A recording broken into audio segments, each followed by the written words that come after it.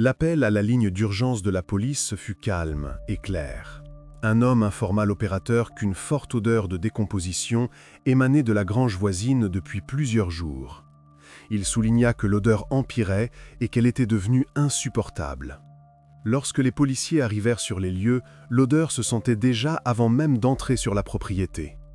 L'auteur de l'appel s'avérait être James Lee, un nouveau voisin qui avait récemment emménagé avec sa famille dans la région rurale de Wairarapa, en Nouvelle-Zélande. La grange dont il se plaignait appartenait à un fermier local, Thomas Guy, un homme bien connu dans les environs. 7 ans plus tôt, Thomas avait perdu sa femme, Elisa. À l'époque, la police avait considéré sa disparition comme volontaire, car la voiture de la femme avait été retrouvée au col de Rumutaka. Thomas paraissait abattu et n'éveilla les soupçons de personne. Aux questions de la patrouille concernant l'odeur, Thomas répondit avec assurance et sans hésitation que c'était probablement un animal mort récemment sur sa propriété. Les policiers inspectèrent les abords de la grange, mais ne trouvèrent rien de tel. Il devint évident que la source de l'odeur se trouvait à l'intérieur. Dans la grange, sous un tas de vieux outils et de détritus, l'un des agents remarqua une trappe métallique. Lorsque le couvercle de la trappe fut ouvert, tout se confirma. Des restes humains furent découverts dans une petite cave en béton. Quelques jours plus tard, l'expertise confirma officiellement que la femme retrouvée était Eliza Guy, portée disparue depuis 7 ans. Ainsi, un simple appel à la ligne d'urgence de la police marqua le début de l'une des enquêtes les plus inattendues de la région et remit en question tout ce que l'on savait sur ce fermier calme et renfermé qu'était Thomas Guy. La ferme de la famille Greenway était située dans la région rurale de Wairarapa. Une grande propriété avec des pâturages, plusieurs bâtiments anciens et une maison d'habitation. Elisa Greenway avait hérité de cette exploitation de ses parents et s'occupait elle-même de la gestion. Elle contrôlait personnellement les finances, les comptes bancaires et les documents relatifs à la terre. Les voisins la décrivaient comme une personne indépendante et responsable. Thomas, son mari, ne s'immisçait généralement pas dans les affaires juridiques et financières, se chargeant uniquement des tâches quotidiennes de la ferme, les achats, les réparations et l'entretien du matériel. Au printemps 2015, la vie de la famille changea radicalement. Elisa perdit son premier-né, que Thomas et elle attendaient depuis longtemps. Ce fut un choc terrible pour elle. Après cet événement, elle cessa de communiquer avec son entourage, devint renfermée et ne quittait pratiquement plus la maison. Les médecins confirmèrent plus tard qu'elle était tombée dans un état émotionnel grave et une profonde dépression. C'est alors que, pour la première fois, Thomas commença à gérer activement toutes les affaires extérieures par lui-même. Il se rendait plus souvent à la banque et consultait des avocats. Aux voisins et connaissances, il expliquait qu'il aidait simplement Elisa en attendant qu'elle se rétablisse. Les gens trouvaient cela normal, compte tenu de la situation difficile de la famille. Personne n'eut l'idée de douter de ses paroles ou de vérifier les documents. Ce n'est que plusieurs années plus tard, lors de l'enquête officielle, que l'on découvrira qu'entre 2015 et 2016, Thomas s'était occupé de transférer la propriété des parcelles de terre. Il effectuait des transactions liées à la division de la ferme et à la vente de ses parties.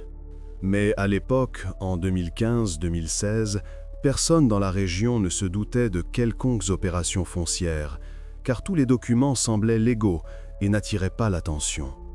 Vers le milieu de l'année 2016, on cessa complètement de voir Elisa. Thomas assurait aux voisins que sa santé s'était détériorée et qu'elle ne voulait voir personne. Les gens le croyaient, comprenant la gravité de la situation. La ferme fonctionnait, les affaires courantes suivaient leur cours, et Thomas paraissait fatigué, mais tout à fait capable de maîtriser la situation. Ainsi, derrière une vie en apparence tranquille, se cachait une toute autre réalité, dont les détails ne commenceraient à émerger que lorsque la police se pencherait sérieusement sur le cas de la famille Greenway. Le 19 mai 2016, vers 10 h du matin, Thomas Greenway se présenta au poste de police local pour signaler la disparition de sa femme. Le policier qui prit sa déposition se souvint plus tard que Thomas était calme, bien qu'un peu désemparé. Il raconta que la veille au soir, lui et Elisa avaient eu une dispute, après laquelle elle avait soudainement décidé de quitter la maison. Thomas ajouta qu'Elisa souffrait d'un état dépressif depuis plusieurs mois et qu'il ne l'avait pas retenue, pensant qu'elle avait simplement besoin de temps pour être seule. Il précisa également qu'il avait tenté de la joindre le matin même, mais que le téléphone d'Elisa était hors de portée du réseau. La réaction initiale de la police fut standard et peu alarmante. Le même jour, un groupe d'agents se rendit à la ferme des Greenway pour effectuer une inspection rapide. Ils vérifièrent la maison, le terrain et les dépendances. Rien d'inhabituel ne fut trouvé. Tout était à sa place. La maison était en ordre, sans aucun signe de lutte ou de désordre.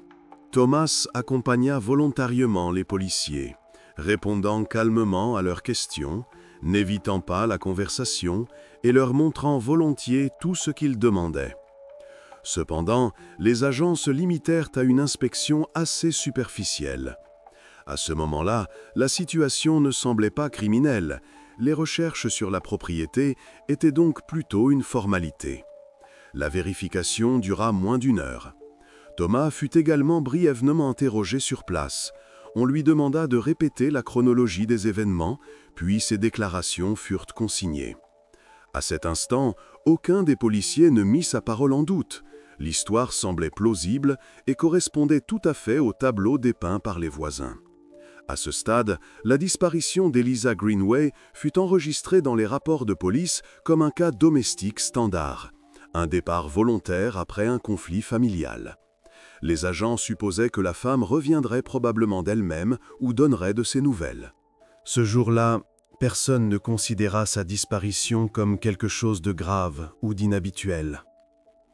Thomas retourna à ses occupations, pensant que la situation était sous contrôle et que tout s'arrangerait bientôt. Mais quelques jours plus tard seulement, lorsque la police effectuerait une vérification plus détaillée des circonstances, les premiers détails apparaîtraient, les forçant à réexaminer leurs conclusions initiales. Les premières 24 heures après la déclaration se déroulèrent dans une attente tendue.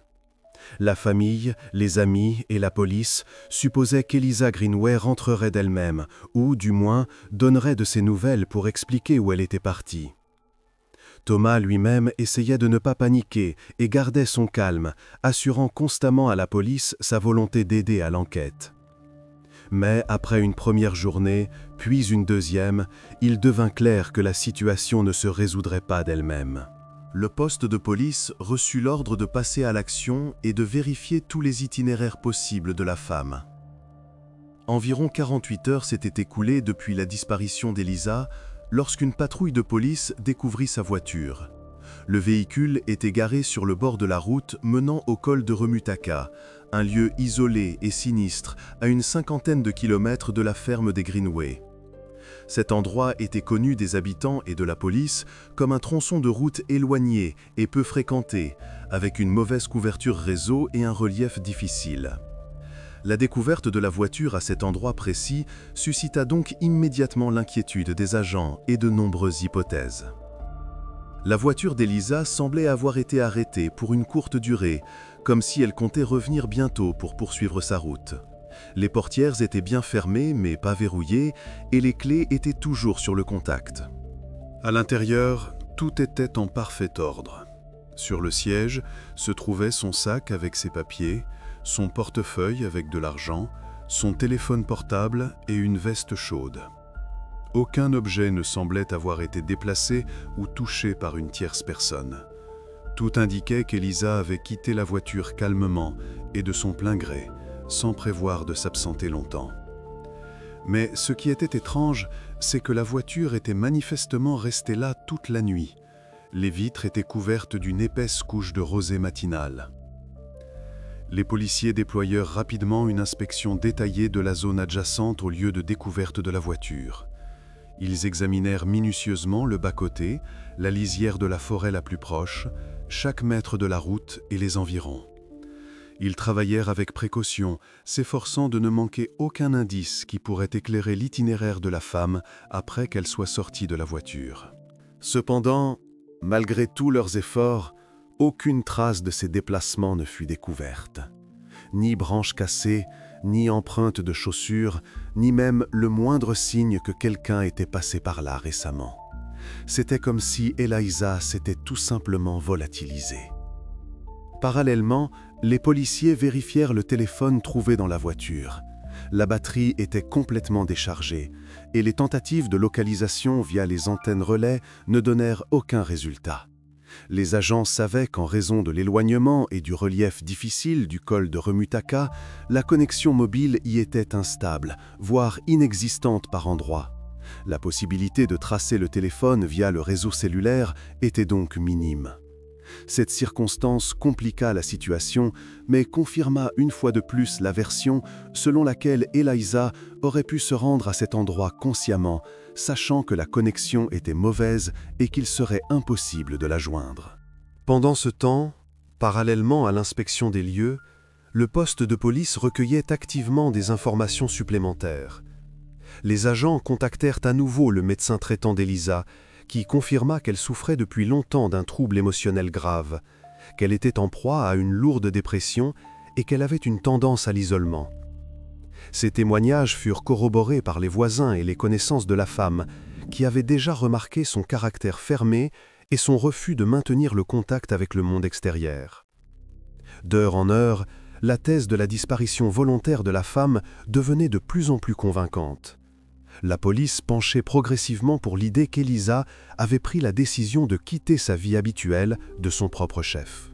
Le lieu où la voiture avait été retrouvée joua également un rôle. Le col de Remutaka avait depuis longtemps la réputation d'être un endroit isolé et difficile d'accès, propice à une disparition sans laisser de traces. Les policiers travaillant sur place échangeaient leurs impressions, et beaucoup d'entre eux admettaient ouvertement qu'ils ne pouvaient tout simplement pas imaginer un autre scénario. Le soir, après avoir terminé toutes les investigations possibles sur les lieux, l'équipe d'enquête rédigea un rapport détaillé, y joignant des photos, des vidéos et une description de chaque action. Ces documents furent transmis au chef de service, qui convoqua immédiatement une réunion d'urgence pour décider des prochaines étapes. Au cours de cette réunion, les agents parvinrent à un consensus. Des recherches à grande échelle avec des groupes de volontaires, des hélicoptères et des maîtres-chiens n'avaient aucun sens. L'absence de signes visibles de crime, le climat émotionnel serein de la situation et l'absence de contradiction dans les propos du mari correspondaient parfaitement à la version initiale d'un départ volontaire. Ainsi, la version des faits initialement présentée par Thomas Greenway reçut une confirmation officielle et fut enregistrée comme la plus probable. Pour la police, c'était une issue logique et prévisible. Aucun des participants à l'enquête ne posa de questions superflues et ne vit de raison de douter de la sincérité de Thomas ou de chercher des alternatives. L'histoire semblait complètement achevée et compréhensible, et la suite de l'enquête se résumait à des formalités et à l'attente d'éventuels nouveaux éléments. À ce moment-là, personne ne supposait que, quelque temps plus tard, de toutes nouvelles circonstances pourraient surgir, renversant complètement l'affaire et faisant douter tous les participants à l'enquête de tout ce qu'ils croyaient être la vérité.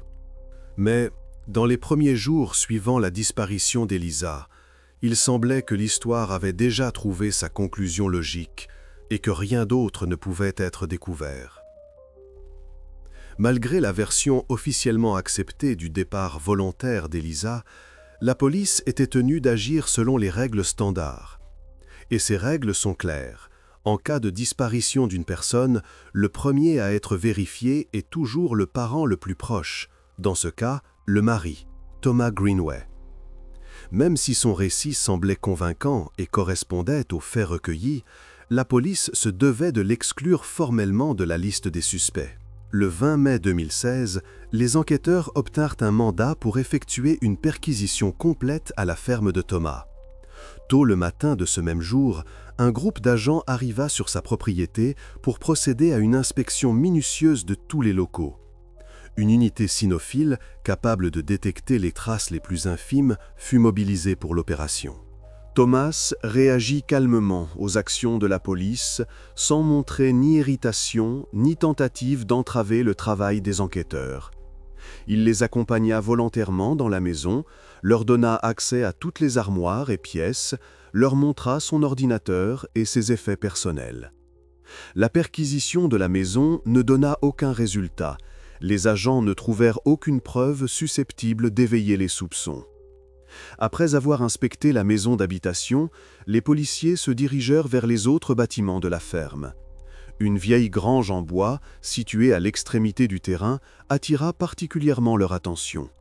Elle se trouvait juste à la limite d'un terrain voisin vacant qui était alors en vente. La grange elle-même servait d'entrepôt pour du vieux matériel, des engrais et du carburant.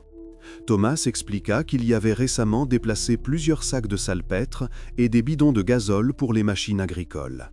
Lorsque les policiers ouvrirent la porte de la grange, ils furent immédiatement saisis par une forte odeur de produits chimiques, gazole et salpêtre. Les agents tentèrent d'abord d'inspecter les lieux eux-mêmes, mais à part du matériel éparpillé, des bidons et des sacs, ils ne trouvaient rien de remarquable. Il fut alors décidé de faire appel aux chiens de service pour lever tout doute sur la minutie de l'inspection. Cependant, la tentative de l'unité cynophile échoua sur le champ. Le chien ne put supporter la forte odeur chimique et perdit son orientation. Selon le rapport du maître chien, l'animal était tout simplement incapable de distinguer une quelconque odeur dans ces conditions. Les policiers tentèrent à plusieurs reprises de rediriger le chien, mais à chaque fois, l'animal refusait d'entrer dans la grange et commençait à se comporter de manière agitée. Les enquêteurs considérèrent cette circonstance comme une raison suffisante pour cesser l'inspection de la grange pour le moment. Ensuite, les policiers inspectèrent attentivement le garage et les autres dépendances de la propriété. Ils vérifièrent le matériel agricole, les outils et le terrain environnant. Aucune trace de manipulation ou d'activité suspecte ne fut trouvée. L'ordre régnait autour de la maison et dans le garage, ce qui n'indiquait ni précipitation, ni tentative de cacher ou de détruire des preuves. En fin de journée, les enquêteurs firent le bilan. Sur la base de tous les éléments recueillis, il était clair qu'il n'y avait aucune preuve directe ou signe de l'implication de Thomas dans la disparition d'Elisa. Son comportement, l'absence de traces de lutte ou de circonstances suspectes dans la maison et à la ferme ne donnaient à la police aucune raison de continuer à le suspecter activement. Les agents estimèrent que la question du mari était, à ce stade, définitivement close. Dans les documents officiels, la police consigna que la vérification de Thomas Greenway et de sa ferme avait été menée de manière approfondie et n'avait donné aucun résultat.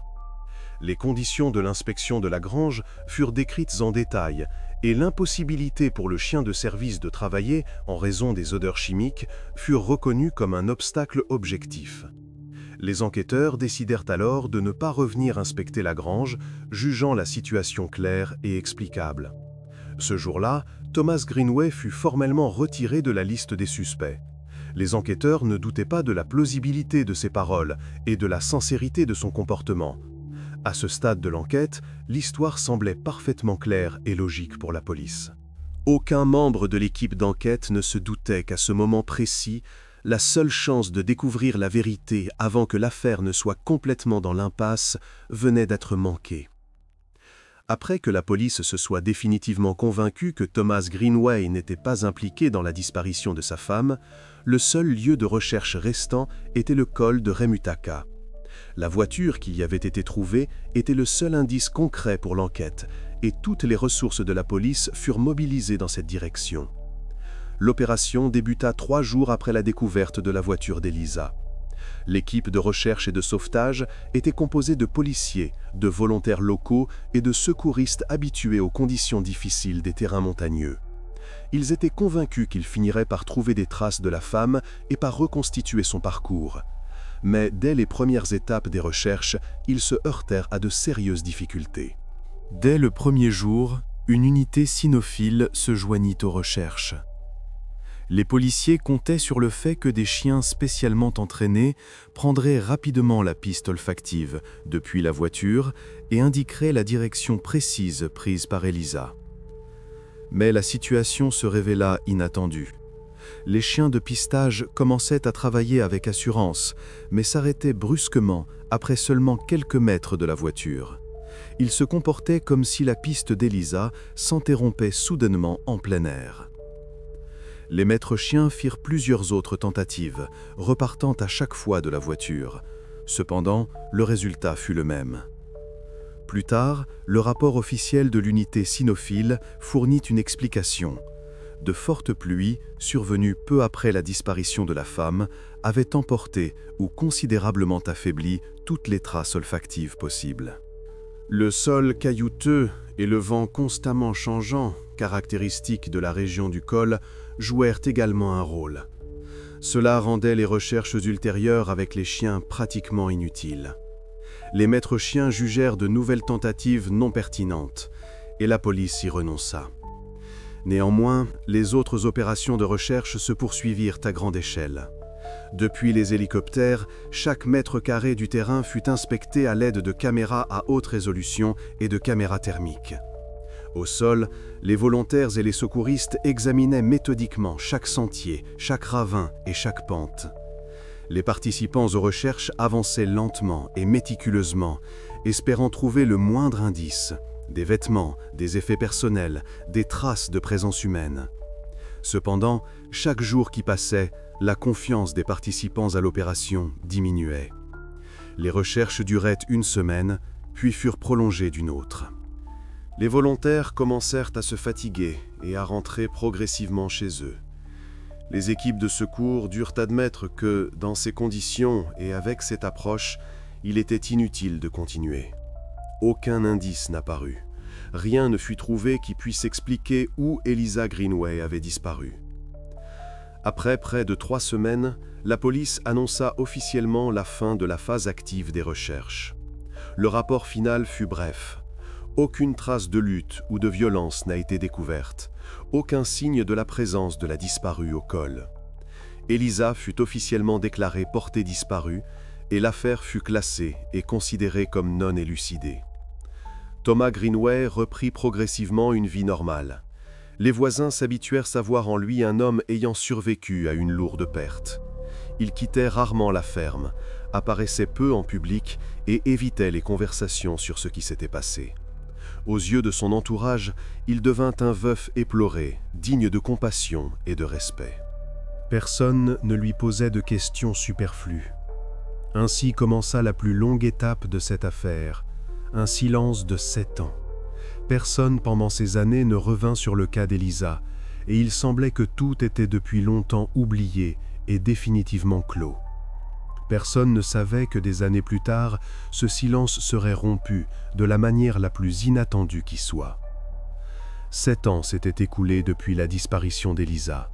Pendant ce temps, beaucoup de choses avaient changé dans la région, mais pas la vie de Thomas Greenway.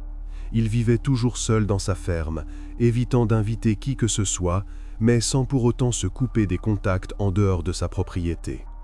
En ville, on le voyait souvent à la poste, au magasin ou à la station-service, toujours poli, soigné, réservé. Lorsque la police rouvrit l'affaire en 2023 et commença à interroger les gens vivant à proximité, les enquêteurs espéraient entendre quelque chose qui indiquerait des bizarreries dans le comportement de Greenway. Mais ils entendirent tout autre chose. La ferme de Greenway se trouvait dans une zone rurale isolée, où des kilomètres pouvaient séparer les maisons voisines. Les gens vivaient de manière isolée, donc personne ne pouvait entendre ce qui se passait dans la maison de Thomas. Tous les jugements à son sujet se basaient uniquement sur de rares rencontres, des conversations fortuites, des échanges de nouvelles au marché ou des croisements sur un chemin de campagne. Une voisine âgée, qui vivait le plus près, raconta qu'elle voyait rarement Greenway, principalement lorsqu'il l'aidait avec sa clôture ou l'avait déposé une fois en ville. Selon elle, Thomas était un homme calme, soigné et réservé, qui saluait toujours et ne parlait pas de sa vie privée. Elle souligna qu'elle n'avait jamais rien remarqué d'étrange chez lui, et ajouta « Après ce qui s'est passé, il est simplement devenu encore plus silencieux. » Un autre voisin, propriétaire d'un grand pâturage non loin, dit à peu près la même chose. Thomas ne faisait pas de travaux bruyants, n'invitait personne, ne se mêlait pas des affaires des autres. Il passait parfois acheter de la nourriture pour animaux ou proposait son aide pour réparer du matériel. L'homme le décrivit comme quelqu'un vivant selon les règles, qui fait tout de manière mesurée et sans précipitation. Un jeune couple, qui avait acheté un terrain voisin en 2020, raconta qu'il n'avait appris son histoire que plus tard, par d'autres habitants. Thomas leur donnait l'impression d'une personne qui préférait la solitude, tout en restant bienveillant. Il leur apportait parfois des légumes et des fruits, mais n'entrait jamais dans la maison. Il préférait discuter brièvement et repartir. Il ne ressemble pas à ceux qui veulent s'isoler par peur ou par culpabilité. Il vit simplement seul et ne cherche pas de compagnie, notèrent-ils dans leur déposition. Lors des interrogatoires, un détail concernant la terre fit surface. Plusieurs voisins mentionnèrent que la ferme de Greenway était devenue beaucoup plus petite qu'auparavant. Selon l'un des anciens, il aurait vendu une partie du terrain il y a de nombreuses années, expliquant qu'il était impossible de tout entretenir seul. Personne ne se souvenait exactement quand cela s'était produit. Pour tous, c'était un événement ancien, sans lien avec la disparition d'Elisa. La police nota cette remarque, mais n'y accorda pas une grande importance. Les enquêteurs vérifièrent également les données officielles. Tous les documents semblaient impeccables, les impôts étaient payés, la propriété était correctement enregistrée, il n'y avait pas de dette. Thomas se comportait de manière irréprochable. Il n'avait jamais eu affaire à la justice, n'enfreignait pas la loi, ne donnait aucune raison de le soupçonner. Sa vie paraissait transparente et prévisible. Il fut noté séparément qu'en 7 ans, Greenway n'avait jamais noué de nouvelles relations et n'avait pas quitté la région. Cela était perçu comme naturel. Aux yeux des habitants, il restait un homme qui n'avait tout simplement pas pu surmonter sa perte. On le qualifiait d'honnête, de réservé et d'un peu renfermé, mais poli et respectable. Personne ne voyait en lui une menace ou une dissimulation. À la fin de la série d'interrogatoires, la police dut admettre l'évidence. Thomas Greenway se comportait de manière irréprochable. Aucune bizarrerie, aucun conflit, aucune plainte, ni même la moindre rumeur n'existait à son sujet. Tout donnait l'impression que l'enquête faisait face à un homme qui avait réellement vécu ces 7 années dans la solitude et la tranquillité, s'occupant de sa ferme sans jamais faire un faux pas. Et c'est précisément ce calme qui devint le plus troublant dans cette histoire. Quand tout semble trop parfait, quand une personne paraît irréprochable, il reste le sentiment que la solution doit se trouver quelque part au-delà de sa vie apparente, dans des choses que personne n'a vues et n'a jamais vérifiées. Août 2023 marqua un tournant dans l'histoire de Thomas Greenway. Après 7 ans de vie tranquille, son isolement fut soudainement rompu. La cause n'était ni une action de la police, ni un hasard, mais une simple coïncidence. La famille Lee emménagea sur le terrain voisin, longtemps resté vacant et en vente. L'emménagement d'une nouvelle famille n'aurait en soi soulevé de questions, ni pour la police, ni pour les habitants. Les gens achetaient souvent des terres dans cette région, commençaient des constructions, c'était courant. Cependant, pour Thomas, l'arrivée de voisins s'avéra être un sérieux problème. La raison résidait dans l'emplacement des bâtiments. Depuis la division des terres, le terrain de Thomas s'était considérablement réduit, et la vieille grange en bois se trouvait désormais littéralement à la limite de sa propriété, directement sur la ligne de démarcation. La grange n'était pas simplement un bâtiment abandonné. Thomas s'y rendait constamment, y entreposait du matériel, des engrais et des produits chimiques agricoles. C'est pourquoi la présence d'étrangers à proximité pouvait le rendre anxieux. La famille Lee, arrivée sur le terrain voisin, souhaitait commencer la construction de sa nouvelle maison le plus rapidement possible. Selon la loi, toute construction résidentielle doit se trouver à au moins 40 mètres de la limite de la propriété. Dans les documents que la police étudiera plus tard, il était indiqué que les Lee avaient placé leur mobile home temporaire à la distance minimale autorisée, exactement 40 mètres de la limite de propriété. Ils avaient choisi cet emplacement pour des raisons pratiques, plus près de la route, de la source d'eau et des raccordements aux services publics. Aucun d'entre eux ne savait que juste de l'autre côté de la limite se trouvait une vieille grange qui allait devenir le centre de la future enquête. Pour Thomas, cela signifiait que ses visites constantes à la grange pouvaient attirer l'attention des nouveaux voisins. Si auparavant les terrains environnants étaient vides et que personne ne remarquait la fréquence de ces visites à la grange et ce qu'il y faisait, la situation avait complètement changé. Chacune de ces visites pouvait être observée par des yeux étrangers. et Thomas commença à montrer de la nervosité.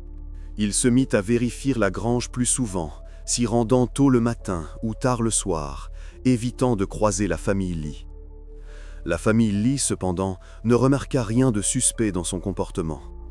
Ils supposèrent que leurs voisins étaient habitués à vivre seuls et essayèrent simplement de ne pas empiéter sur son espace et de ne pas s'imposer. Les nouveaux voisins s'occupaient tranquillement de leur installation et surveillaient la construction de leur maison, sans se douter à quel point leur arrivée pouvait inquiéter Thomas. Les enquêteurs, en réexaminant la situation, réalisèrent que l'isolement de longue date dans lequel Thomas avait vécu avait maintenant physiquement disparu. Un simple calcul le confirmait. De la grange de Thomas au mobil-home de la famille Lee, il y avait exactement 40 mètres. Ce qui était auparavant resté invisible pour tous était devenu accessible à une observation fortuite.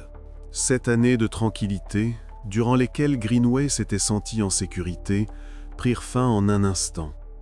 C'est précisément cette circonstance extérieure, l'arrivée de nouveaux voisins, qui devint le premier pas vers la révélation de nouveaux détails dans l'histoire de la disparition d'Elisa. Ce que Thomas avait soigneusement caché pendant de nombreuses années se retrouva soudainement menacé d'être découvert. L'arrivée de la famille Lee devint le point clé de cette histoire. Leur décision d'installer leur logement temporaire précisément à cet endroit rompit l'isolement de 7 ans de Thomas et fit littéralement éclater la vérité au grand jour. Tout ce qu'il cachait sous sa grange se retrouva à découvert. La famille Lee ne pouvait plus supporter la situation. L'odeur, qui semblait au début inoffensive, était devenue si forte que le soir, l'air autour de leur mobil-home devenait littéralement épais. Ils savaient déjà d'où elle venait, de la ferme de Thomas Greenway, de la ferme de Thomas Greenway. Pendant plusieurs jours, ils essayèrent de ne pas s'en mêler, mais lorsque le vent changea de nouveau et que l'odeur devint insupportable, les Lee appelèrent la police. Une patrouille arriva dans la journée. La propriété de Greenway semblait bien entretenue, mais dès que les agents s'approchèrent de la grange, tout devint clair. L'odeur venait bien de là. Thomas les accueillit au portail. Il parlait calmement, mais se tenait de manière rigide, comme s'il avait préparé sa réponse à l'avance. « Il y a quelques jours, une vache est morte. Je l'ai enterrée près de la grange, » expliqua-t-il, sans attendre les questions. Les policiers demandèrent à voir l'endroit. Thomas les conduisit à l'extrémité du terrain et désigna un lopin de terre. Mais les agents remarquèrent rapidement une incohérence. Aucune trace de creusement, de terre fraîche ou de coup de pelle. Tout semblait intact. Pendant ce temps, l'odeur s'intensifiait, non pas de l'extérieur, mais de l'intérieur de la grange. Les agents décidèrent alors d'inspecter le bâtiment. À l'intérieur régnait un désordre. Bidons, engrais, vieux outils, sacs de terre. L'un des policiers remarqua que dans un coin, les débris étaient entassés plus densément qu'ailleurs, comme si quelqu'un avait délibérément voulu cacher quelque chose. Lorsque les planches et les sacs furent déplacés, on découvrit sous eux une trappe métallique. Thomas pâlit aussitôt. Il tenta d'expliquer que sous la grange se trouvait simplement une cave où l'on entreposait autrefois de vieilles réserves, mais les agents décidèrent de vérifier. La trappe fut ouverte lentement. Une odeur épaisse et stagnante s'en échappa immédiatement. L'un des policiers éclaira l'intérieur avec sa lampe de poche et remarqua sur le sol des morceaux de tissu et des objets ressemblant à des vêtements. Cela suffit pour s'arrêter. La patrouille informa immédiatement le commandement. Et bientôt des experts de la police scientifique et des médecins légistes arrivèrent sur les lieux. La zone fut bouclée, la grange fermée, et Thomas fut emmené à l'écart pour être interrogé.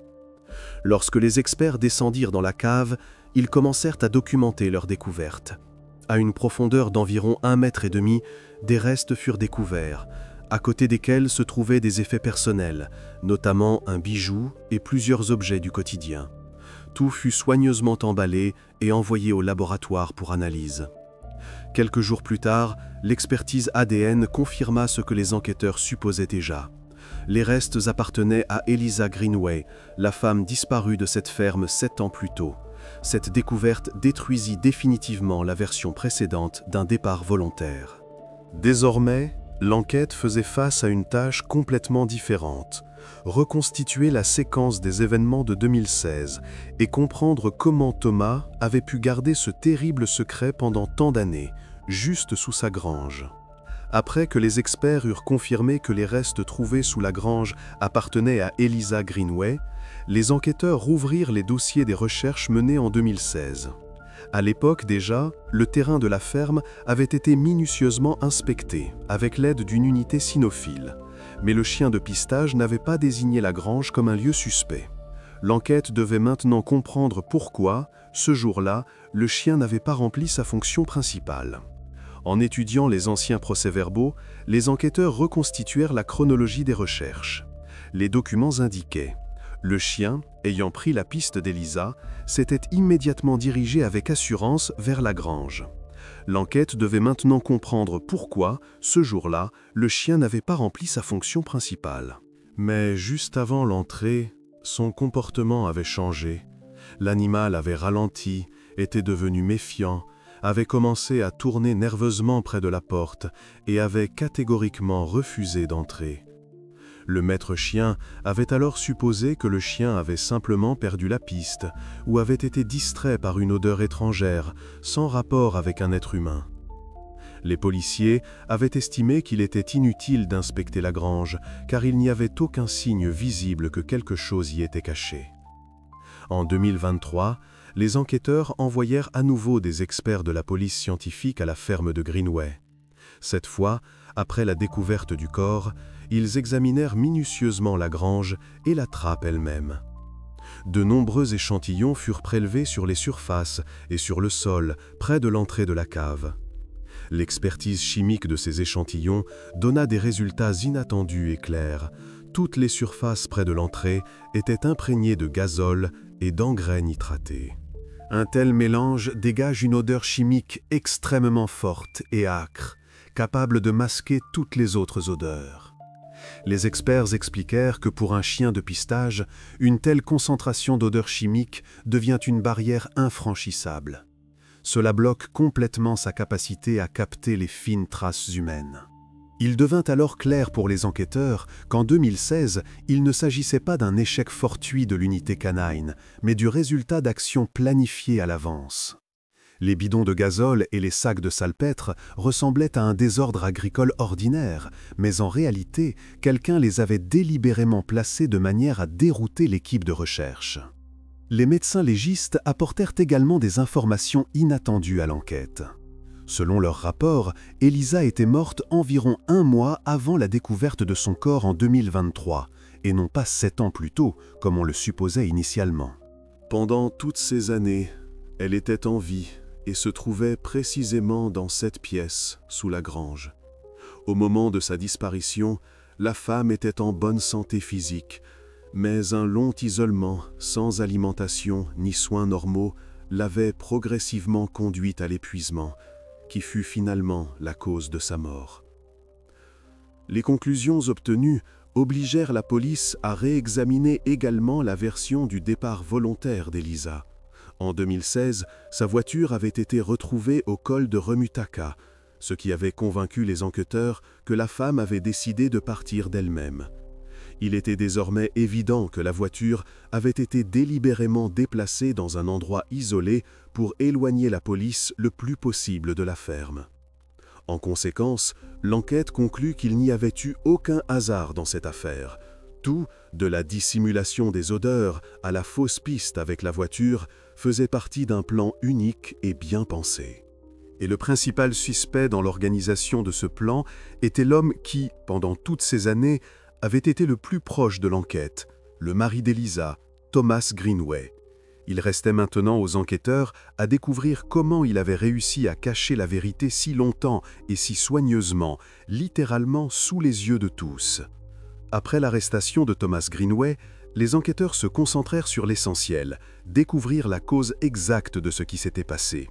Ils savaient déjà qu'Eliza avait été séquestrée pendant de longues années, mais ne comprenaient pas pourquoi Thomas avait eu besoin de cacher tout cela. Pour trouver la réponse, il fallait trouver l'argent, car presque toujours, la racine de telles histoires réside dans des motifs financiers. La police commença par une vérification classique. Des experts en criminalité financière examinèrent les comptes de Greenway, ses déclarations fiscales, ses crédits, ses biens. À première vue, tout semblait parfaitement normal. De faibles revenus provenant de travaux agricoles, des paiements de charges stables, aucun mouvement suspect sur ses comptes. Cependant, c'est précisément cette normalité impeccable qui alerta les enquêteurs. Un fermier possédant un terrain aussi important ne pouvait tout simplement pas avoir un profil financier aussi lisse. Fin octobre 2023, la police retourna à la maison de Greenway avec un nouveau mandat. Cette fois, les enquêteurs ne cherchaient pas de preuves matérielles, mais des documents. La perquisition fut détaillée. Ils vérifièrent les coffres-forts, les dossiers personnels, les vieux meubles. Ce n'est que vers le soir qu'un expert de la police scientifique remarqua une petite clé dans un bureau. Un contrat de location de coffre-fort bancaire daté d'avril 2016 y était attaché, froissé. Le papier semblait vieux, avec le logo d'une des banques de Masterton. Les enquêteurs firent immédiatement une demande à la banque pour confirmer la location. Quelques jours plus tard, la réponse arriva. Le coffre-fort existait bien, enregistré au nom de Thomas Greenway et payé sans interruption pendant les 7 années. Les employés de la banque informèrent également que le propriétaire ne visitait le coffre que rarement, seulement quelques fois, la dernière visite ayant eu lieu environ 1 mois avant son arrestation. Cela suffit pour que le tribunal délivre un mandat d'ouverture.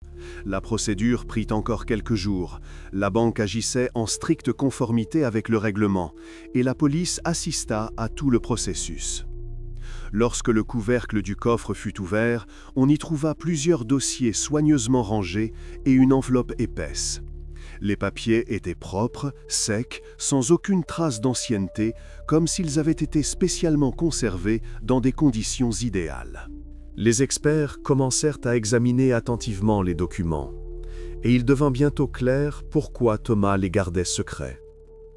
À l'intérieur se trouvaient des copies certifiées conformes de contrats de division des terres agricoles, un processus connu sous le nom de subdivision. Selon les documents, Eliza Greenway aurait volontairement accepté de vendre 80% de ses terres. Tous les papiers étaient datés d'avril 2016, soit 1 mois seulement avant sa disparition. Les transactions semblaient officielles, avec des signatures de notaires, des coordonnées bancaires et des sceaux. Mais un examen attentif révéla une étrange coïncidence. Toutes les signatures d'Eliza étaient identiques, comme si elles avaient été copiées. L'expertise graphologique confirma, les signatures étaient falsifiées. Thomas avait utilisé des échantillons de son écriture, trouvés dans anciens documents, et les avait soigneusement reportés sur les nouveaux papiers. Il avait préparé à l'avance des transactions fictives, par lesquelles il avait vendu 80% des terres, recevant en échange une somme considérable. Lorsque les enquêteurs comparèrent les opérations bancaires, le puzzle s'assembla complètement. L'argent de la vente arriva sur le compte de Thomas en mai 2016, quelques jours seulement après la disparition d'Eliza. Une partie de la somme fut rapidement transférée sur un compte à l'étranger enregistré sous un nom d'emprunt. Le mobile était désormais évident. Thomas était endetté et savait que sans la signature de sa femme, il ne pourrait pas disposer de la terre. Il monta une escroquerie, mit en scène son départ, puis détourna l'attention de la police vers le col de Remutaka en fabriquant une version de « disparition volontaire ». Toutes ces années, il avait vécu sur la partie restante de la ferme sans dépenser les fonds obtenus et en maintenant une apparence de vie normale. Les enquêteurs trouvaient également la confirmation que Thomas avait consulté un avocat en 2016 pour faire établir plusieurs procurations au nom d'Eliza. L'avocat confirma qu'à l'époque, le comportement de son client lui avait paru étrange. Greenway était pressé, parlait à voix basse, évitait les questions précises. C'était un autre détail confirmant que l'escroquerie était préparée à l'avance. La police avait maintenant une image complète. Des transactions soigneusement falsifiées, un mobile sous la forme d'une grosse somme d'argent et la disparition d'Eliza qui coïncidait avec les dates des transferts financiers. Tout indiquait que Thomas avait réfléchi à son plan dans les moindres détails, puis avait créé l'illusion parfaite d'une tragédie. Après l'ouverture du coffre-fort, l'enquête fut définitivement convaincue. Ce n'était pas un crime spontané, mais un plan froid et calculé. Le mobile était trouvé. L'argent expliqua tout. Pourquoi Elisa avait disparu? Pourquoi la police avait cru à son départ volontaire? Et pourquoi Thomas avait vécu tranquillement pendant 7 ans, sans éveiller les soupçons? Il restait maintenant à l'enquête de découvrir la dernière chose. Comment il avait réussi à retenir Elisa toutes ces années, et pourquoi personne dans les environs ne s'était douté de rien. Après que la police eut obtenu des preuves de l'implication de Thomas Greenway, il fut conduit au poste de Masterton pour un interrogatoire officiel. Il était assis à une table en face de 2 inspecteurs, regardant silencieusement la table. L'enquêteur commença directement par les faits clés. Devant Thomas furent placés des photos et des rapports de la police scientifique du lieu de découverte des restes d'Elisa. L'officier expliqua clairement. Les experts avaient confirmé l'identité et établi que la femme était restée en vie pendant les 7 années, se trouvant précisément à la ferme de Thomas. Greenway ne prononça pas un mot, mais sa respiration devint nettement plus lourde. Ensuite, l'enquêteur aborda le mobile principal. Il présenta à Thomas des copies des documents trouvés dans le coffre-fort bancaire, les contrats de vente de terre et le rapport des experts en écriture sur la falsification des signatures d'Elisa. Greenway commença à devenir nerveux, examinant attentivement les papiers et évitant le contact visuel. L'enquêteur nota également que l'argent de la vente avait rapidement été transféré sur un compte à l'étranger et que toute la chaîne des transferts serait bientôt entièrement révélée. Le coup de grâce pour Thomas fut le témoignage de l'avocat qui, dès 2016, avait remarqué son comportement étrange. L'officier souligna que l'enquête disposait désormais de toutes les preuves nécessaires pour un procès et que la seule décision raisonnable pour Thomas serait de coopérer avec la police. Une courte pause s'installa. Pour la première fois de toute la conversation, Thomas leva les yeux et regarda l'enquêteur. Après une seconde d'hésitation, il commença à parler. D'une voix calme et basse, il avoua avoir personnellement conduit la voiture d'Elisa au col de Remutaka et avoir délibérément masqué l'odeur dans la grange avec des produits chimiques, sachant que des recherches avec des chiens auraient lieu. Il expliqua ses actions par la panique face à la révélation de son escroquerie financière. L'aveu le plus difficile fut que Elisa était bien restée dans la cave de la grange pendant toutes ces années. Thomas expliqua brièvement qu'il avait prévu de la cacher seulement pour une courte durée, mais que tout avait échappé à son contrôle, et que cette solution temporaire s'était transformée en un secret de plusieurs années. Les policiers avaient maintenant une vision claire. C'était bien l'escroquerie financière qui avait poussé Thomas à des actions aussi radicales. À chaque mot, Greenway révélait de nouveaux détails, comprenant que seule une coopération totale pourrait d'une manière ou d'une autre influencer son sort futur. Il restait aux enquêteurs à découvrir la dernière chose, comment Thomas avait réussi à garder ce terrible secret de tous ses proches pendant tant d'années. Les aveux de Thomas étaient importants, mais les enquêteurs avaient besoin d'une preuve irréfutable. De simples paroles et confessions ne suffisent pas pour un procès. Le moindre détail pouvait anéantir tout le travail de la police. Le principal doute concernait les documents de vente des terres agricoles. Pour que l'affaire soit incontestable, il fallait être absolument certain de la falsification des signatures. Les enquêteurs transmirent les documents pour une expertise graphologique au laboratoire de criminalistique du ministère de la Justice à Wellington. Le travail s'annonçait complexe et méticuleux. Les spécialistes demandèrent un maximum d'échantillons de l'écriture originale d'Elisa, des journaux intimes, des lettres à des amis et à des parents, des chèques signés par elle et des documents officiels créés avant sa disparition en 2016.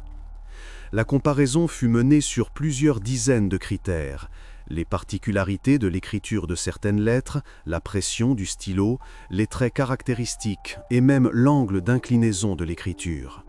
L'étude se déroula en plusieurs étapes Ils établirent d'abord le style d'écriture authentique d'Elisa, décrivirent en détail ses caractéristiques individuelles et dressèrent un tableau général. Puis commença la comparaison directe. Chaque signature sur les contrats litigieux fut examinée sous un fort grossissement, en analysant minutieusement ses détails et particularités. Les experts comprenaient l'importance de leur tâche. Leurs conclusions devaient être irréfutables et ne laissaient aucune place au doute. 2 semaines s'écoulèrent avant que la police ne reçoive les premiers résultats préliminaires. Les graphologues étaient déjà sûrs de leurs conclusions, mais pour plus de fiabilité, ils décidèrent de répéter l'étude et firent appel à un expert supplémentaire d'une autre ville. Après avoir vérifié 2 fois les données obtenues, les spécialistes rédigèrent un rapport détaillé et définitif. Le rapport s'avéra bref et sans équivoque. Il ne laissait aucune place à l'ambiguïté. Les enquêteurs étudièrent attentivement chaque ligne du document. La conclusion de l'expertise indiquait que l'écriture d'Elisa possédait toute une série de caractéristiques uniques, impossibles à reproduire, même par une personne expérimentée sans connaissances et préparation spécifiques. Et malgré le soin et la minutie avec lesquels les signatures sur les contrats avaient été falsifiées, les experts réussirent à détecter des différences critiques qui excluaient toute probabilité d'authenticité. La phrase la plus importante de la conclusion fut la conclusion catégorique du graphologue, confirmant officiellement les soupçons de l'enquête. Les signatures sur les documents de division du terrain, datés d'avril 2016, n'ont pas été apposées par la main d'Elisa Greenway. Les signatures sur les documents sont des contrefaçons à 100%. Cette conclusion confirma définitivement la thèse principale de l'enquête sur l'escroquerie de Thomas. La police avait maintenant non seulement ses aveux, mais aussi une confirmation scientifique de poids du mobile financier du crime. L'expertise graphologique clôtura complètement la question de l'authenticité des signatures d'Elisa, rendant le dossier contre Thomas impeccable d'un point de vue juridique. Les enquêteurs avaient obtenu la preuve la plus importante, sans laquelle l'affaire aurait pu être contestée au tribunal. Il ne leur restait plus qu'à élucider la dernière étape de cette histoire complexe. Comment Thomas avait pu retenir physiquement Elisa à la ferme pendant 7 ans sans éveiller le moindre soupçon chez son entourage. Après que Thomas Greenway eut avoué ses actes, il restait aux enquêteurs à découvrir l'essentiel, les mobiles de ses agissements. Pour les voisins, Thomas était un homme ordinaire, un fermier sans histoire qui, semblait-il, ne pouvait avoir de secrets graves. Cependant, les aveux de Thomas forcèrent la police à revoir complètement son image. Thomas expliqua que la cause première de ce qui s'était passé était des difficultés financières. Quelques années avant la disparition d'Elisa, il avait commencé à s'adonner aux jeux de hasard et avait progressivement accumulé d'énormes dettes. Au début, les pertes étaient faibles et Thomas n'y accordait pas une grande importance. Mais bientôt, il ne put plus s'arrêter et se retrouva dans une situation difficile, sans moyens pour payer ses dettes croissantes. À ce moment-là, la seule issue devint la terre de sa femme, héritée de ses parents. Le problème était qu'Elisa n'aurait jamais donné son autorisation pour vendre le terrain. Pour elle, la terre était un souvenir important de ses parents, et elle n'aurait jamais accepté de s'en séparer volontairement. Thomas décida donc d'agir en secret. Profitant du fait qu'Elisa, après les événements tragiques, s'intéressait peu aux affaires de la ferme et sortait rarement de la partie habitée de la propriété, il falsifia ses signatures et vendit rapidement la partie la plus éloignée de la terre. C'étaient des zones reculées, rarement visitées, qu'elle aurait pu ne pas voir avant longtemps. Cependant, son calcul s'avéra erroné. Le soir du 18 mai 2016, Elisa découvrit par hasard des relevés bancaires et des documents qui révélaient la vente de ses parcelles de terre. Elle exigea immédiatement des explications. Thomas tenta de calmer sa femme, de la convaincre de ne pas prendre de mesures hâtives, promettant de régler la situation. Mais Elisa était déterminée et s'apprêtait à contacter immédiatement la police. Thomas raconta qu'à ce moment-là, la panique l'envahit.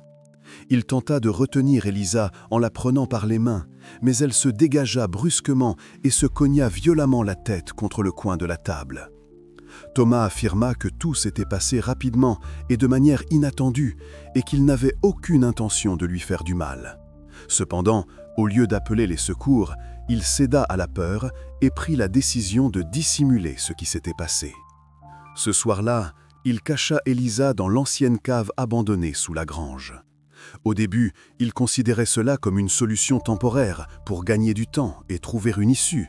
Mais réalisant qu'il n'y avait plus de retour en arrière possible, il décida de mettre en scène la disparition d'Elisa. Il conduisit sa voiture au col de Remutaka et y laissa ses effets personnels pour créer l'illusion d'un départ volontaire. Les enquêteurs posèrent à Thomas une question logique. Pourquoi avait-il laissé Elisa en vie, s'exposant à un risque supplémentaire d'être découvert, alors que l'éliminer aurait pu cacher son crime pour toujours? Thomas expliqua qu'il n'avait tout simplement pas pu s'y résoudre. Il admit qu'il se mentait à lui-même, croyant que tant qu'Elisa était en vie, son acte n'était ni définitif ni irréparable. Cela l'aidait à se justifier et à continuer à vivre, bien que dans une peur constante. Les premières semaines, Thomas espérait vraiment trouver une issue, mais il s'habitua peu à peu à l'idée que la situation était sans espoir. Il réduisit son interaction avec Elisa au minimum, ne maintenant sa vie dans la cave qu'avec le strict nécessaire. Son quotidien se transforma en un cycle ininterrompu de peur et de mensonges, dont il ne voyait aucune issue. Maintenant, après ses aveux, il appartenait à l'enquête de reconstituer en détail chaque événement et de vérifier toutes les circonstances du crime afin de confirmer les déclarations de Thomas et de constituer un dossier de preuves convaincant pour le procès. La reconstitution des événements menée par l'enquête montra avec quelle minutie Thomas Greenway avait planifié chaque étape et à quelle vitesse son plan avait commencé à s'effondrer après l'arrivée des nouveaux voisins. Après le conflit avec Elisa, il n'appela pas à l'aide et n'informa personne de ce qui s'était passé. En état de panique, Thomas la transporta dans l'ancienne cave sous la grange, refermant la lourde trappe et la camouflant avec des débris de construction. Cette pièce se trouvait profondément sous terre, avec d'épais murs en béton et des plafonds métalliques. Le son y passait à peine. Pour dissimuler définitivement les traces, il répandit du gazole sur le sol et y dispersa des sacs d'engrais. Ensuite, Thomas conduisit la voiture d'Elisa au col de Remutaka.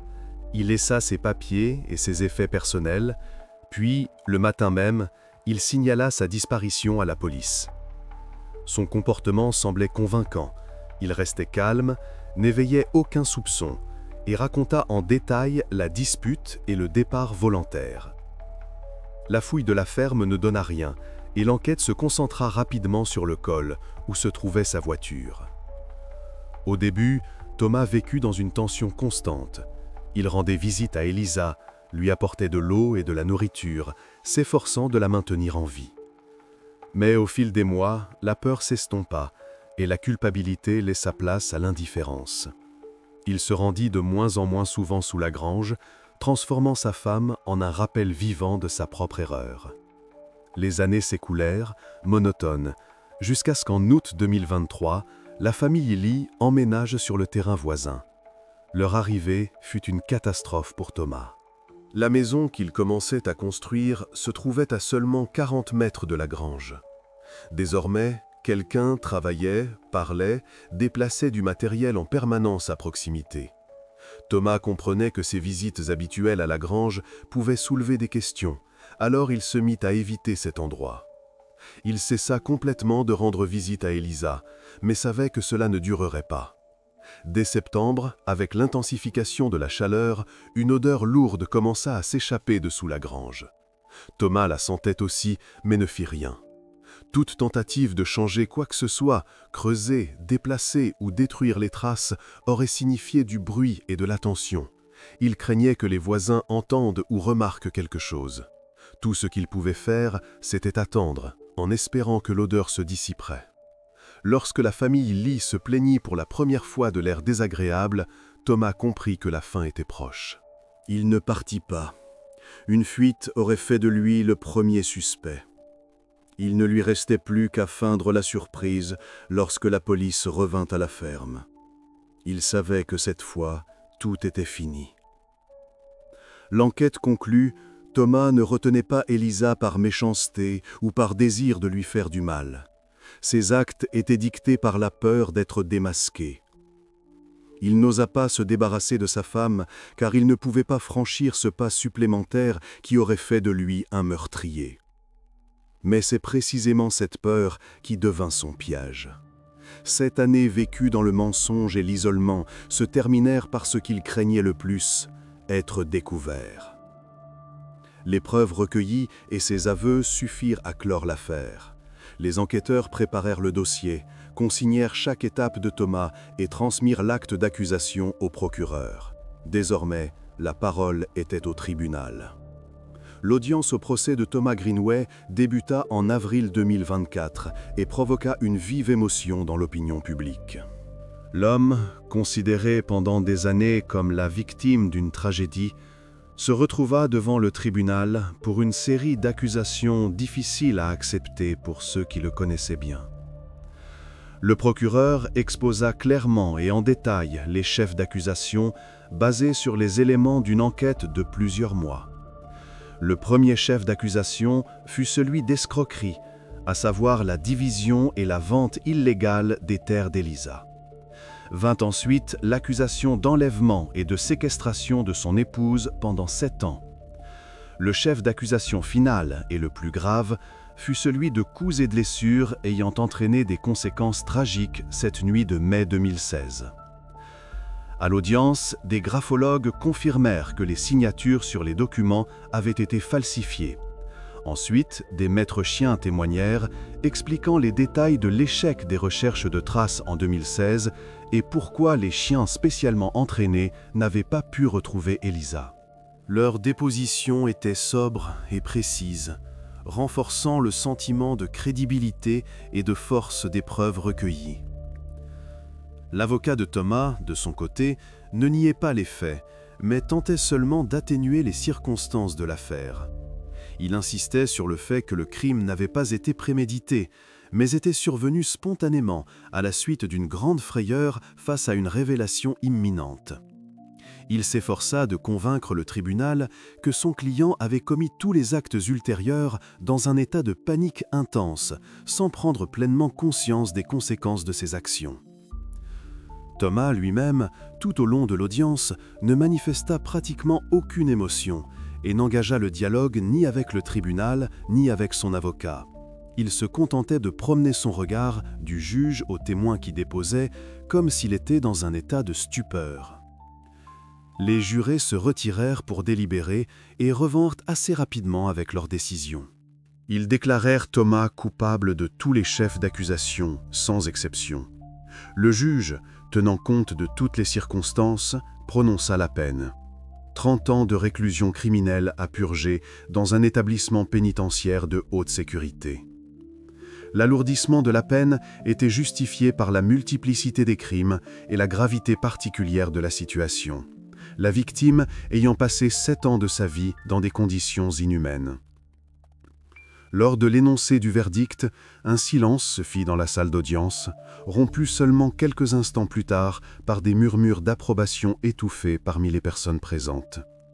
Thomas ne manifesta aucune réaction, comme s'il s'était préparé à entendre précisément ce verdict. Il se leva simplement et se laissa emmener en silence hors de la salle d'audience. Le procès était terminé. La longue histoire, qui avait commencé près de 8 ans plus tôt, arrivait à sa conclusion logique.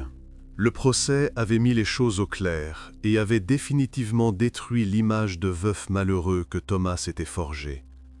Il ne lui restait plus qu'à accepter la décision de la justice et les conséquences de ses actes. Après le verdict, l'histoire de Thomas Greenway quitta progressivement le devant de la scène publique, mais ses échos se firent longtemps sentir dans la vie quotidienne des habitants. La ferme fut mise aux enchères à plusieurs reprises, mais ne trouva aucun acheteur. Finalement, les autorités prirent la décision de démolir tous les bâtiments, y compris la tristement célèbre grange. De l'exploitation, il ne resta qu'une dalle de béton lisse. La famille Lee, qui avait involontairement déclenché la chaîne des événements, vendit le terrain et déménagea peu après dans une autre région. Dans une interview, ils expliquèrent qu'ils avaient décidé de changer d'air, car il était difficile de vivre sous l'attention constante des journalistes et au milieu de souvenirs angoissants. L'enquête révéla en détail le déroulement des événements, établit les mobiles, les méthodes et les circonstances du crime. D'un point de vue juridique, tout était clos et formalisé. Le seul point resté inexpliqué concernait Thomas Greenway lui-même. L'enquête ne parvint jamais à comprendre comment un homme en apparence tout à fait ordinaire avait pu dissimuler sa véritable nature pendant 7 ans, entretenant quotidiennement l'illusion d'une vie normale aux yeux de ses voisins. La ferme n'existe plus. Juridiquement, l'affaire est classée pour toujours. Mais l'énigme psychologique de la personnalité de Thomas Greenway est restée sans réponse, comme un rappel que derrière une vie en apparence ordinaire peut se cacher une réalité insondable pour l'entourage.